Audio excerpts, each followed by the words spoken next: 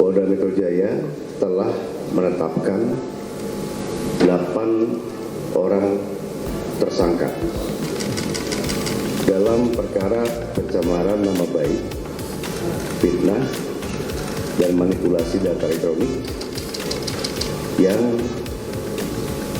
dilaporkan oleh Bapak Insinyur Haji Joko Widodo.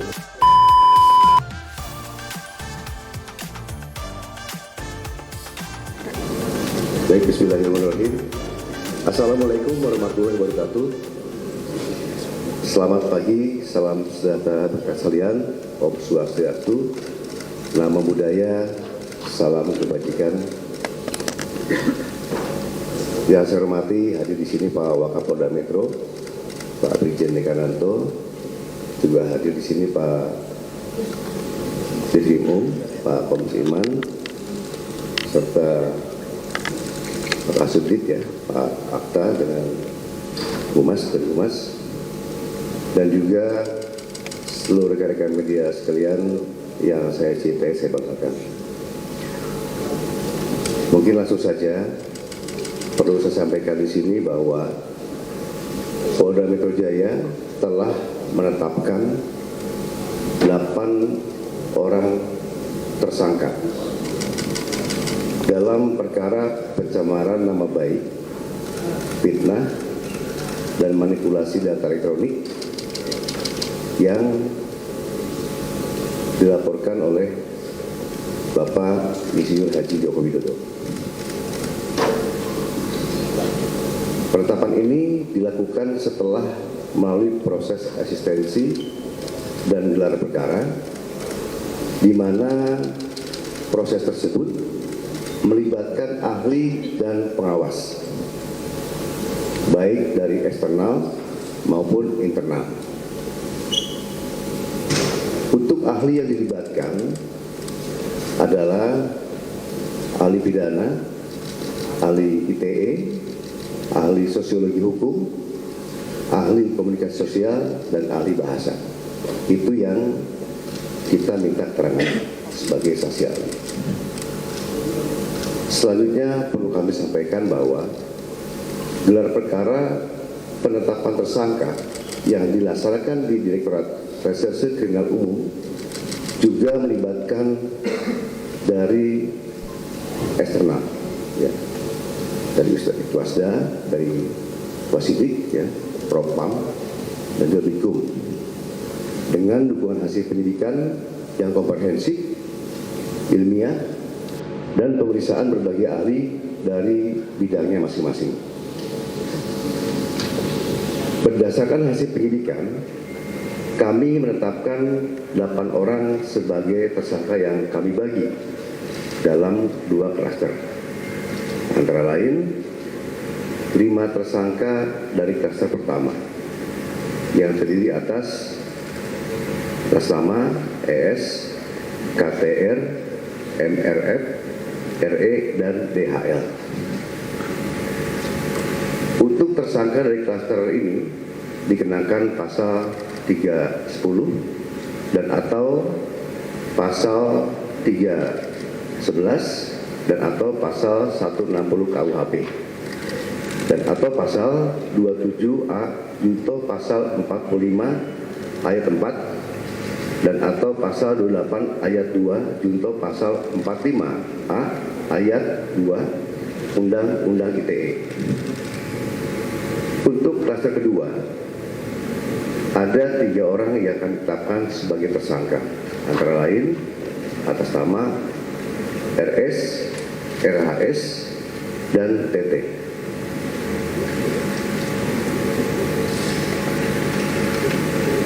Tersangka pada klaster 2 dikenakan pasal 310 dan atau pasal 311 KUHP dan atau pasal 32 ayat 1 junto pasal 48 ayat 1 dan atau pasal 35 junto pasal 51 ayat 1 dan atau pasal 27A junto pasal 45 ayat 4 dan atau pasal 28 ayat 2 junto pasal 45A ayat 2 Undang-Undang ITE.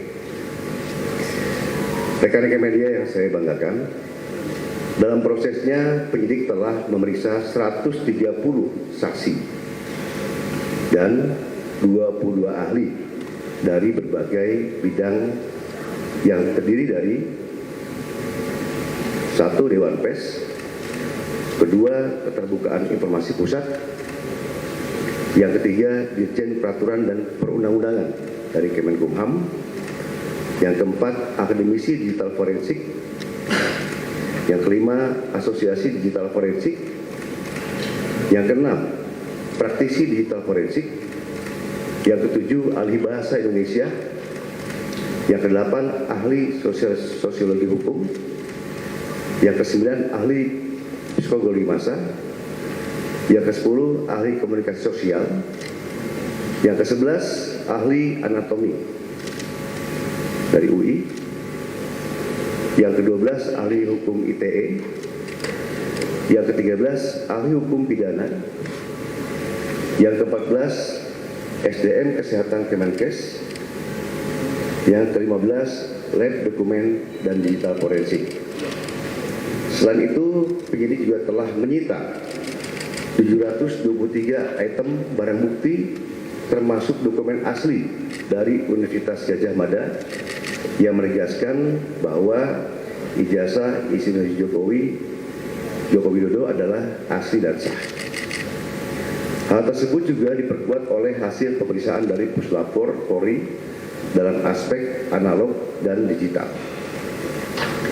Berdasarkan temuan tersebut, penyidik menyimpulkan bahwa para tersangka telah menyebarkan tuduhan palsu dan melakukan edit serta manipulasi digital terhadap dokumen ijazah dengan metode analisis yang tidak ilmiah dan menyesalkan publik. Selanjutnya, penyidik akan berkoordinasi dengan Kejaksaan Tinggi DKI Jakarta untuk proses hukum lebih lanjut. Pada kesempatan ini, kami tegaskan bahwa penanganan perkara yang kami lakukan murni proses penegakan hukum. Kemudian seluruh tahapan juga dilakukan secara profesional, proporsional, transparan, dan akuntabel. Oleh karena itu, kami menghimbau kepada masyarakat untuk bijak dalam menggunakan media sosial, jangan mudah terprovokasi oleh informasi yang tidak benar, serta selalu melakukan cek dan klarifikasi sebelum menyebarkan sesuatu. Mari kita jaga bersama suasana yang sejuk, aman, dan tertib agar ruang publik bisa selalu nyaman dan kondusif. Demikian yang kami sampaikan. Sekian, terima kasih. Wassalamualaikum warahmatullahi wabarakatuh. Om Santi Santi Om. Namo Buddhaya, salam kebajikan. Terima kasih. Baik, mungkin silakan dari rekan-rekan media, mungkin ada yang mau ditanyakan.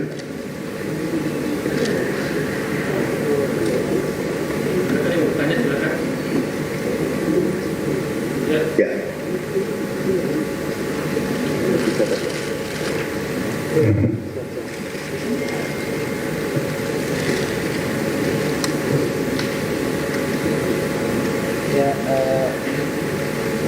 Dari mana?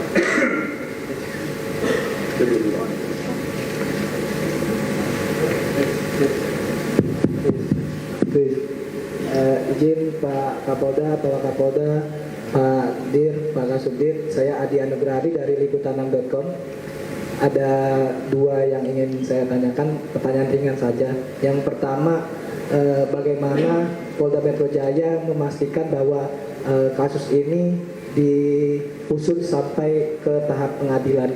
Yang kedua, yang kita tahu bahwa jarak antara pengumuman yang dilakukan oleh Barreskrim Polri dengan yang disidik oleh Polda Metro Jaya itu kan ada kaitannya gitu loh. Pada saat Barreskrim Polri mengumumkan bahwa tidak ada unsur pidana di dalam laporan ada aliansi masyarakat itu, apa yang membuat kasus ini terbilang lama dalam proses penyidikan? Apakah itu kaitannya dengan unsur pasal yang disangkakan oleh Polda Metro Jaya terhadap para terlapor atau seperti apa gitu?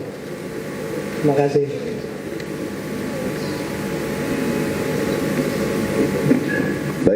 terima kasih Mas Adia dari liputan6.com. Perlu kami sampaikan yang pertama itu bagaimana Polda Metro Jaya bisa mengusut ya sampai pengadilan. Yang jelas kita melakukan tahapan-tahapan. Ya, di sini tahapan untuk kepolisian adalah tahapan penyidikan. Nah, nanti kami akan koordinasi dengan pihak kejaksaan untuk masuk ke tahap ke penuntutan. Ya, dan juga nanti dari pengadilan juga untuk keputusan seperti apa nanti akan masuk ke persidangan seperti itu. Ya. Jadi masing-masing instansi kita punya kewenangan masing-masing ya. Kalau tugas kita adalah sampai ke penyidikan seperti itu, Mas ya. Dan yang kedua, kenapa untuk Baresim dengan dalam penyidikan ini dan Polda Metro agak lama? Terus terang aja banyak sekali item ya barang bukti digital forensik yang diperlukan oleh kita. Pemeriksaan itu tidak cepat, ya pasti membutuhkan waktu yang lama. Nah untuk itu, karena pemeriksaan dari hasil digital forensik dari lapor ya laboratorium forensik dan digital forensik itu baru selesai dalam waktu minggu kemarin. Nah, sehingga kita bisa menetapkan sesuai dari apa yang menjadi hasil pemeriksaan dari laboratorium forensik tersebut, menetapkan untuk prosedur lanjut. Demikian. Nanti silakan mungkin kalau untuk teknis lagi Pak Dirkrim bisa menyampaikan. Silakan Mas siapa? Mohon izin Pak dari YouTuber Nusantara, nama saya Phil. Dari YouTuber Nusantara, nama saya Phil. Meminta klarifikasi Pak, kan kemarin kalau nggak salah yang terlapor itu ada 12 orang. Kemudian sekarang yang tersangka cuma 8 orang. Boleh dapat informasi terkait itu?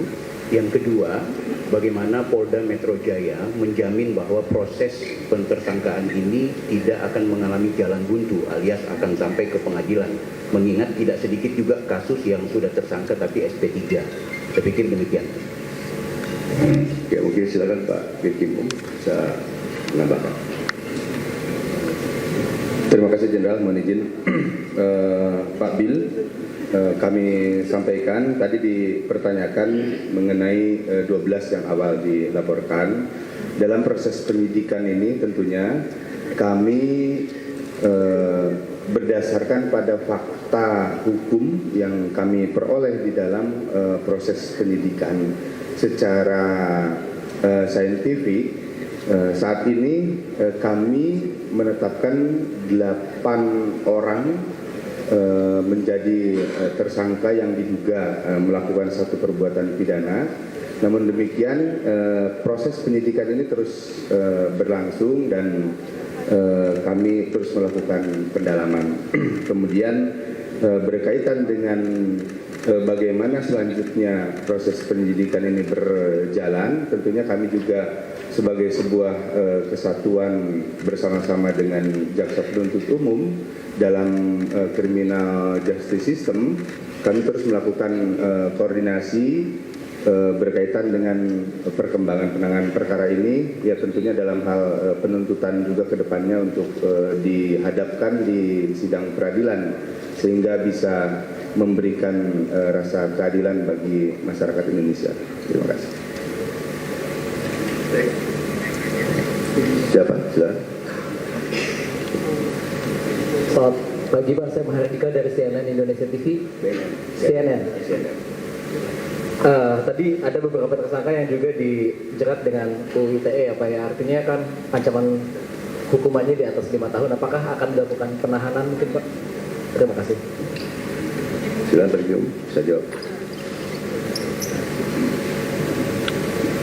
Baik, terima kasih Mas dari CNN ya. Terkait dengan kewenangan yang diberikan oleh undang-undang terhadap penyidik yang berhubungan dengan penahanan, tentunya ada beberapa pertimbangan yang akan dijadikan sebagai bahan pertimbangan oleh penyidik nanti pada saat pelaksanaan pemeriksaan kepada tersangka. Dari yang lain silakan. Ya. Izin saya Habibi dari merdeka.com. Hanya ingin meneruskan saja tadi kan untuk masa penahanan itu kan tergantung dari pemeriksaan nanti tersangka. Nah itu waktu untuk pemeriksaan tersangka itu kapan? Karena kan baru gelar perkara kemarin. Itu saja mungkin Pak Dir. Terima kasih. Oke, silakan Pak Dir. Jawab. Baik. Terima kasih. Tentunya kita setelah ini akan mengirimkan surat panggilan kepada yang bersangkutan. Kami berharap mudah-mudahan dari para tersangka bisa memenuhi panggilan kami sehingga hak yang bersangkutan sebagai warga negara untuk menyampaikan klarifikasinya dalam bentuk berita acara itu dipenuhi juga oleh yang bersangkutan. Silakan satu lagi ya. Saya Karla dari Kompas TV, Pak, mau menanyakan tadi kan disebutkan ada 2 klaster, yang klaster kedua ini, ya, Karla dari Kompas TV. Yang klaster kedua ini kan tadi disebutkan ada 3 dan yang klaster pertama ada 5 tersangka. Nah ini yang berdasarkan backgroundnya dibedakan 2 klaster ini apa? Apakah peran-peran yang mereka lakukan sehingga dibedakan ada 2 klaster ini? Kan untuk pasal-pasalnya juga ada yang sedikit berbeda, mungkin bisa dijelaskan lebih lanjut. Terima kasih. Baik, terima kasih Mbak Karla dari Kompas ya Mbak. Tadi disampaikan oleh Pak Kapolda terkait dengan 2 klaster. Dalam hasil penyidikan kami yang diperoleh fakta dari hasil penyidikan tersebut, tentunya penentuan klaster adalah berdasarkan dari fakta penyidikan yang diperoleh oleh penyidik. Dan itu sesuai dengan apa yang dilakukan atau perbuatan hukum yang dilakukan oleh masing-masing tersangka, sehingga ini akan menentukan pertanggungjawaban hukum seperti apa yang harus dihadapi oleh tersangka. Jadi clustering itu didasarkan pada perbuatan yang telah dilakukannya. Baik ya rekan-rekan, saya rasa cukup ya. Itu yang dapat kami sampaikan. Ya. Itu saja yang dapat kami sampaikan ya. Terima kasih atas perhatiannya. Saya terima kasih. Wassalamualaikum warahmatullahi wabarakatuh.